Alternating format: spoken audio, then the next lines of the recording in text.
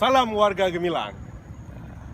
Inilah salah satu proyek yang dibangun ketika 2016 lalu. Seperti yang kita lihat bahwa proyek ini sudah terbengkalai. Rumput sekitar sepanjang orang dewasa juga telah tumbuh di halaman seluas 1 hektar lebih ini. Dari luar kita bisa melihat bahwa bangunan, sisi-sisi bangunan yang sudah mulai retak, dan ada sejumlah pintu yang sudah ditempel dengan kayu,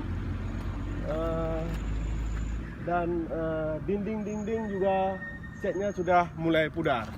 Sedikit saya informasikan bahwa proyek ini dibangun ketika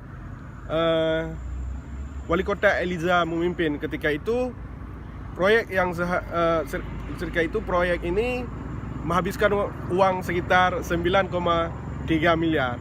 Nah, setelah pergantian wali kota, proyek ini dibiarkan terbengkalai.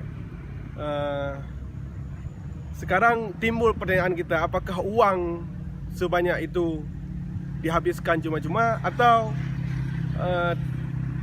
tidak mau difungsikan. Nah, bagaimana kondisi di dalamnya? Mari kita lihat.